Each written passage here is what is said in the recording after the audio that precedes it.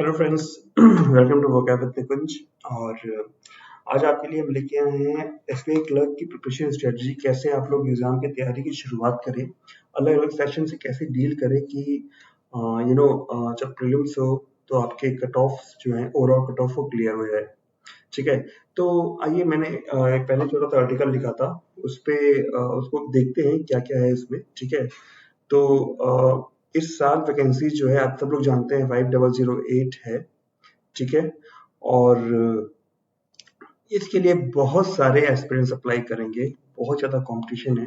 आपकी कंपटीशन में बहुत ज़्यादा लोग खड़े सॉरी होंगे।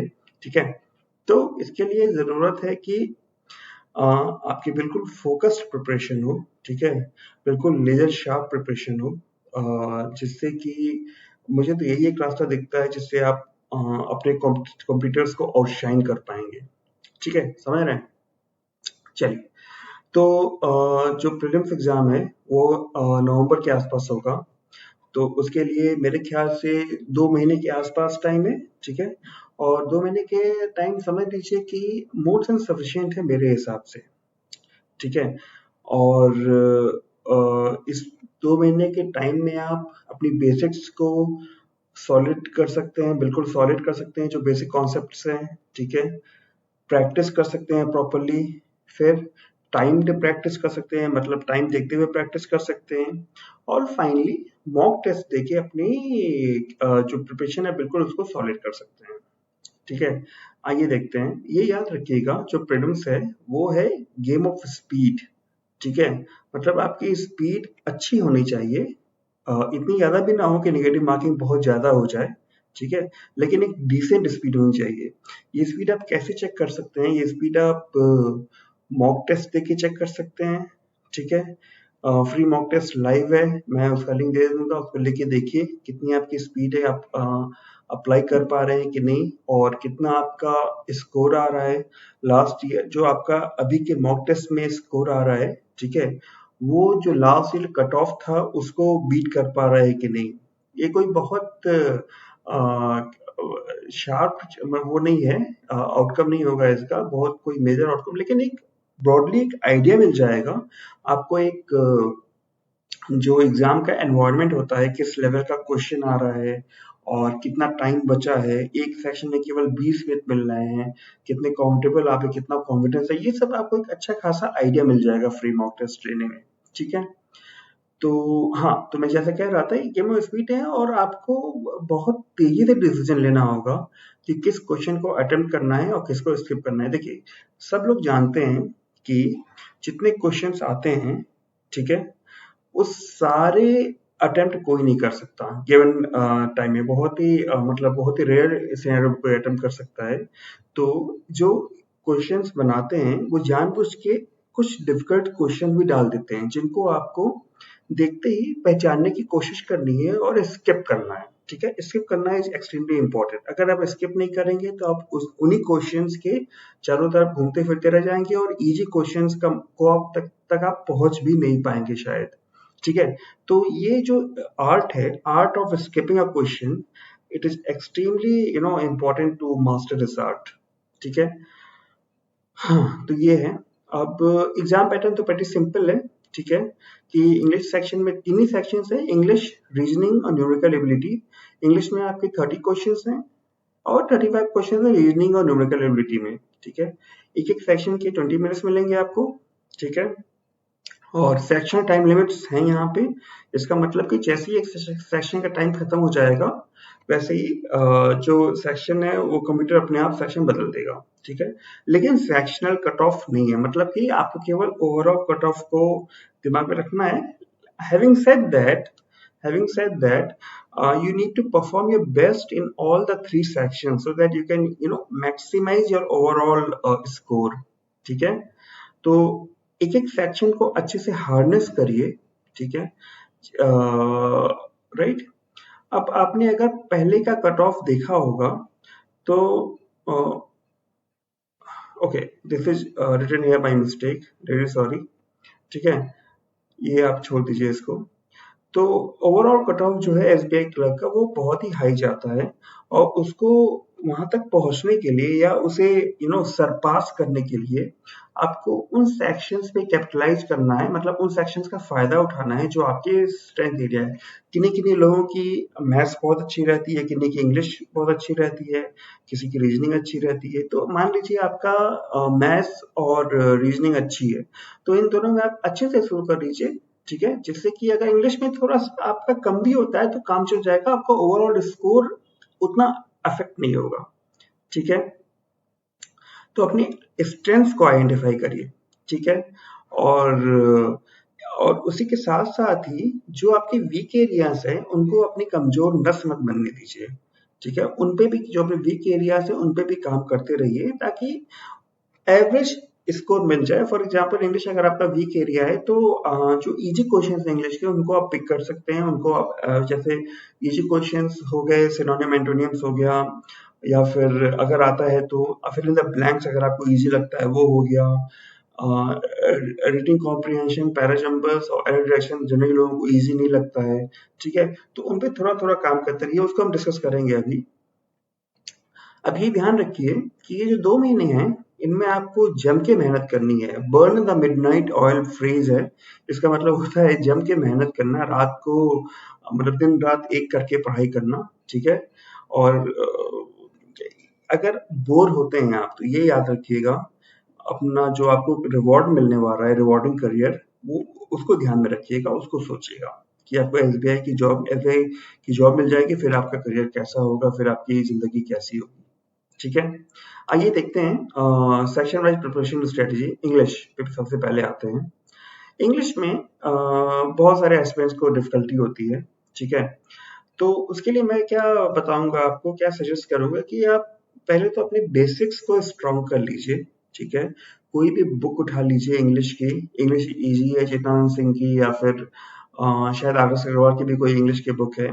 मेरा पॉइंट क्या है समझने की कोशिश करिएगा। खूब सारे क्वेश्चंस लगाइए और केवल लगाने पे ही मत रुकिए, ठीक है। जब आप क्विज़ेस लगा रहे हैं तो उनकी डिटेल्ड एक्सप्लेनेशन देखिए कि कहाँ पे वो कौन सा पॉइंट है जहाँ पे आपको आप you are encountering any error, ठीक है, जहाँ पे आप कुछ मिस कर रहे हैं। वो आपकी मर्जी है कि आप उसके नोट्स बनाइए, अपने दिमाग में रखिए जो आपको कन्वीनियंट लगे, ठीक है। लेकिन ये स्टेप बहुत इंपॉर्टेंट है कि you need to practice a lot of questions and really lot of questions, ठीक है। रीडिंग कॉम्प्रिहेंशन है, parajumbles, error spotting, cloze test, fill in the blanks, ये सारे बहुत कॉमन टॉपिक्स हैं, ये पक्का आएंगे, ठीक है। तो इनमें 100 क्वेश्चन सॉल्व कर लीजिए एक में। प्रैक्टिस मॉक में के प्लेटफॉर्म पे बहुत सारे क्विजेस और मिनी मॉक्स हैं जो फ्री ऑफ कॉस्ट अवेलेबल है, आपको कोई पैकेज करने की जरूरत नहीं है। वहां जाइए, मैं लिंक दे दूंगा, ठीक है, डिस्क्रिप्शन में। वहां जाइए और 100 क्वेश्चन एक टॉपिक को सॉल्व करिए। और केवल सॉल्व करने पे मतलब कि जैसा मैंने पहले कहा था, एनालिसिस कीजिए उसका कि कहाँ पे आप प्रॉब्लम फेस कर रहे हैं, ठीक है। फिर कुछ वीडियोस देखिए यूट्यूब पे, या फिर कोई बुक पढ़ के वो जो आपकी कमी है, लैकुने हैं जो, उसको रिजॉल्व करिए, ठीक है। एडिटोरियल्स पढ़िए, खैर वो तो हम एनालिसिस करते ही हैं, ठीक है। रीडिंग स्पीड बढ़ाने की कोशिश करिए। रीडिंग स्पीड की जब बात आती है तो it's not that you need to read just for the sake of reading. Need to read, understand and then proceed further. Getting my point? तो अगर स्पीड नहीं पढ़ पा रही है तो इट्स ओके, ठीक है। 15-20 दिन टाइम दीजिए, धीमे धीमे पढ़िए, कोई बात नहीं है, लेकिन धीमे धीमे कोशिश करिए gradually you are increasing your speed, ठीक है। अगर आपकी वोकेबुलरी अच्छी है तो आपको कई सारे क्वेश्चंस में हेल्प मिलेगा, like synonym antonyms, reading comprehension, cloze test, parajumbles. मान लीजिए पैराजम्बर्स आता है और वो एक ऐसे वर्ड से शुरू हो रहा है जिसकी मीनिंग है आपको नहीं मालूम, आपको ये मालूम नहीं कि एडजेक्टिव है या नाउन है या प्रपोजिशन है, तो फिर आप उसको उसके जो पहले के सेंटेंस से और बाद के सेंटेंस से कनेक्ट कैसे करेंगे, ठीक है। तो वोकेबुलरी भी इम्प्रूव होना बहुत जरूरी है। उसके लिए आप मेरा चैनल फॉलो कर सकते हैं, ठीक है। और जो रीडिंग स्पीड आपकी इंक्रीज्ड होगी वो आपको रीडिंग कॉम्प्रिहेंशन पैसेज में हेल्प करेगी, पैराजम्बर्स में हेल्प करेगी, ठीक है। उसके बाद व्हाट आई सजेस्ट कि जब आपने 100 क्वेश्चन सॉल्व कर लिए हैं तो आप मिनी मॉक्स और सेक्शनल टेस्ट लगाना शुरू करिए, ठीक है। एक सेक्शनल टेस्ट डेली, ठीक है। और साथ साथ एक रीडिंग कॉम्प्रिहेंशन, एक पैराजम्बर्स डेली करना चाहिए आपको विद प्रॉपर एनालिसिस, ठीक है। what I'm feeling is that I'm asking a lot from you, but it's only for your benefit. ठीक है? तो अगर मैं आपसे ये कह रहा हूँ कि आपको एक रीडिंग कॉम्प्रिहेंशन, एक पैराचैम्बर्स, एक डेटा इंटरप्रिटेशन, एक पजल्स या सीटिंग अरेंजमेंट लगाना है डेली, तो वो आपको लगाना पड़ेगा जिससे कि आपकी स्पीड, एक्यूरेसी सारी इम्प्रूव हो। ठीक है? तो ये हो गया इंग्लिश का। ठीक है? अब फाइनली मॉक टेस्ट सीरीज के बारे में हम भी फिर बात करेंगे। फिर आते हैं न्यूमेरिकल एबिलिटी में। ठीक है? और आपकी कैलकुलेशन स्किल्स काफ़ी अच्छी होनी चाहिए। वो कैसे कर सकते हैं कैलकुलेशन स्किल्स अच्छी? देखिए, नंबर्स को फ्रैक्शंस में बदलने का ट्रिक और फ्रैक्शंस को नंबर में बदलने का ट्रिक, ये आपको आना चाहिए। जैसे कि 0.8, 0.4 इज इक्वल टू कितना होता है? Sorry, not able to recall it, like 2/5, right? तो 0.4 को अगर आपको फ्रैक्शन में बदलना है, अगर किसी चीज को 0.4 से मल्टीप्लाई करना है, तो उसको 2/5 से मल्टीप्लाई कर दीजिए। ठीक है? वो हो सकता है ज्यादा आसान हो और आप जल्दी जल्दी वो करें, आपके क्वेश्चन सॉल्व हो सिंप्लीफिकेशन के, अप्रोक्सीमेशन के साथ साथ। आपको number two fraction, fraction number तो मैं बता दिया। टेबल्स याद होने चाहिए। ठीक है? टेबल्स का कहाँ तक याद करेंगे? 30 तक के, 30। ठीक है? बहुत हेल्प करेगा, आई एम टेलिंग यू। ठीक है? उसके साथ साथ अगर आप you want to take the game a notch up, then you need to learn the square roots and squares until 50 and cube roots until 30। अगर ये आपने कर लिया फिर तो बहुत ही अच्छा हो जाएगा। ठीक है? उसके बाद टॉपिक्स है, जैसे नंबर सीरीज है। नंबर सीरीज की मैं बात करता हूँ पहले। नंबर सीरीज का कोई फॉर्मूला कुछ नहीं होता। ठीक है? ये जो भी होता है ये केवल प्रैक्टिस पे होता है, कोई पैटर्न नहीं होता। कुछ भी लॉजिक लगा सकते हैं, कुछ भी पूछ सकते हैं। तो ये बेहतर होगा कि आप अगर नॉर्मल टॉपिक्स के 100 क्वेश्चन सॉल्व कर रहे हैं, नंबर सीरीज के आप 150 क्वेश्चन सॉल्व करिए। ठीक है? तो इससे क्या होगा कि आप अलग अलग पैटर्न से एक्वेंटेड हो जाएंगे और देन यू विल फील कि इसमें when you see a question after solving 150 question, when you see a new question you will start feeling कि इसमें क्या लॉजिक हो सकता है। ठीक है? Data interpretation, daily question solve कीजिए। डेटा सफिशिएंसी, बहुत संभल के डेटा सफिशिएंसी क्वेश्चन सॉल्व करिएगा। इसमें जनरली लोगों को आंसर मालूम होता है क्वेश्चन का, लेकिन कितने स्टेटमेंट सफिशिएंट हैं क्वेश्चन का आंसर देने में, ये इवेल्युएट करने में लोग गलती कर जाते हैं। ठीक है? क्वाड्रेटिक इक्वेशन, डरिए मत। क्वाड्रेटिक इक्वेशन को देख के अगर आपको डर लगता है तो, अगर कंपैरिजन है या क्वाड्रेटिक इक्वेशन नॉर्मल सॉल्व करना है तो प्रैक्टिस करिए। I am sure you will do it. ठीक है? इसको हम डिस्कस कर ही चुके हैं, सिंप्लीफिकेशन, अप्रोक्सीमेशन को। और ये अगर आपको concept, you are comfortable with the concepts और you practice a lot of question, तो आपको कोई प्रॉब्लम नहीं मिलेगी इन टॉपिक को अगर ये एग्जाम में आते हैं तो। ठीक है?